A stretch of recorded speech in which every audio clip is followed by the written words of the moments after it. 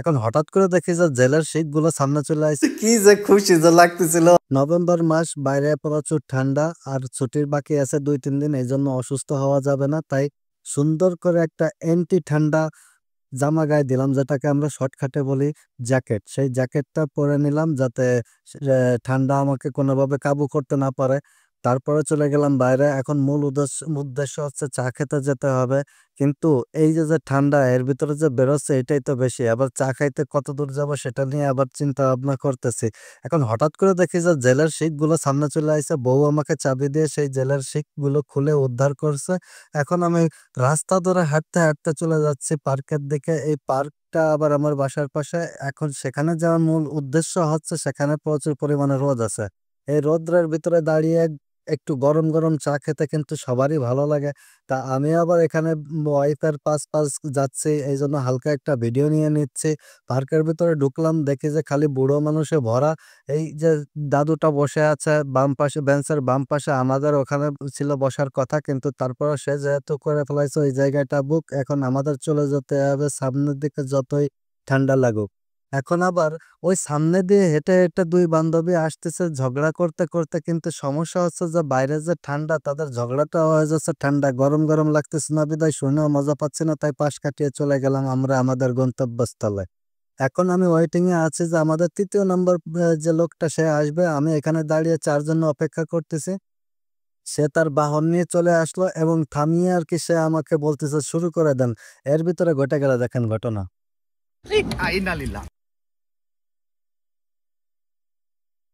এইটা হচ্ছে দুর্ঘটনা। চা খেতে এসে এখন পার্ক আমার পরিষ্কার করতে হচ্ছে। যেহেতু আমি তো জায়গাটা নষ্ট করে ফেলেছি, কিন্তু আমার তো পরিষ্কার করার কথা ছিল না। আসলাম খেতে, চা হয়ে গেল কি? এখন আমার পরের জায়গা, পরের ঘর সবকিছু মনে করেন আমার পরিষ্কার করে দিতে হয়। এখন রাগে দুঃখে চলে যাচ্ছিলাম, সেখানে আবার দেখলাম যে নৌকা আর জাহাজ রয়েছে। তাই ভাবলাম যে নৌকা একটু উঠে নিজের মনটাকে একটু শান্ত করা যায়। এইজন্য নৌকার ভিতরে উঠে বসলাম। পাল দেওয়া আছে কিন্তু মাঝি নেই, বাতাস নেই, মেশিন নেই, কিছু নেই। এখানে বসে বসে মনে করেন যে ভাবলাম যে যেহেতু নৌকার ভিতরে উঠছি, দেখি মনটাকে কিভাবে শান্ত করা যায়। ক্যামেরাটা সামনে রেখে তারপরে পা দুলিয়ে দুলিয়ে একটু রোদও খেয়ে নিলাম, আর সাথে মনটা শান্ত করার জন্য একটু চেষ্টা করলাম। কিন্তু অনেক চেষ্টার পরেও মনটা শান্ত হলো না। সকালবেলার দুর্ঘটনা আমার মনের ভিতরে খালি ঘোরে। আমার গিলাস গেছে বাঁকা হয়ে, চাটা পারলাম না খেতে। বাসা থেকে নিয়ে আসলাম এত আশা করে, কিন্তু সেই চাটা লাস্ট পর্যন্ত খাওয়া হলো না। এখানে বসে থাকতে থাকতে বোর হয়ে যাচ্ছিলাম, তাই ভাবলাম যে উঠে একটু দেখি যে আশেপাশে আর কোনো নৌকা আছে নাকি। না, কোনো নৌকাও নেই, মাঝিও নেই, লোকজনও নেই। ফুটো ফাটা দিয়ে সব জায়গাতে চেক করে দেখলাম, কিন্তু কোনো জায়গায় কাজ হলো না। তাই ভাবলাম যে চলে যাই আমার চুরির মিশনে। চলে আসলাম। এখন এই যে মনে করেন যে অবজারভেশন করতেছে, উরে কমলা দেখছেন নাকি গাছে? সবুজ সবুজ গাছের ভিতরে হলুদ হলুদ কমলা, কি যে ভালো লাগে। এই জায়গার থেকে আমরা নর্মালি কমলা চুরি করে খাই। এটা হচ্ছে আজকের কমলার চুরির মিশন। কিন্তু সমস্যাটা হচ্ছে যে যেই জায়গায় পাকা কমলা ছিল ওই জায়গায় কমলাগুলো নাই। আর যেই জায়গায় কাঁচা কমলা সেগুলো হাত দিলেই পাওয়া যায়। কিন্তু এই যে যে কাঁচাগুলা, এগুলো খেলে কি আর আমার বাসায় যাওয়া সম্ভব হবে? এই দেখেন এখনো আধ কাঁচা রয়েছে বা আধ পাকা রয়েছে। তাই সামনের দিকে চলে গেলাম কাঠবাদামের কাছে, কিন্তু এখানে এ গাছ আছে, সবকিছু আছে, কিন্তু বাদাম নেই। আবার এই যে এটা কি লাল, লাল কি? এটা কি আপনারা বলতে পারেন? আমার তো জানা নাই। তাই আমি খাইলাম না। কিন্তু এই জায়গায় আইসা আমার ওয়াইফ মনে করেন যে ১ম চুরি স্টার্ট করলো বিসমিল্লাহ বলে, আল্লাহর নাম নিয়ে।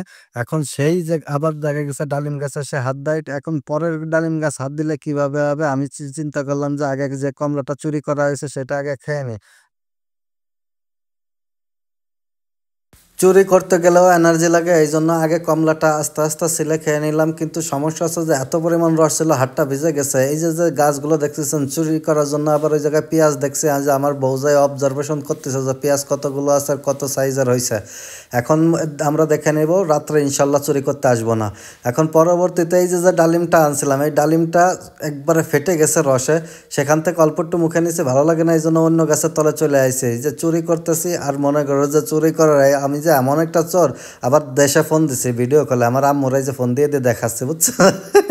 কি যে খুশি যে লাগতেছিল, নিজের হাতে চুরি করে কমলা নিচ্ছে, আর সেই কমলা আবার দেশের মানুষরা দেখাচ্ছে আর খাচ্ছে। যাই হোক, এই কমলা চুরির পরে দেখেন কতগুলো, এই জায়গা থেকে 3টা নেছে।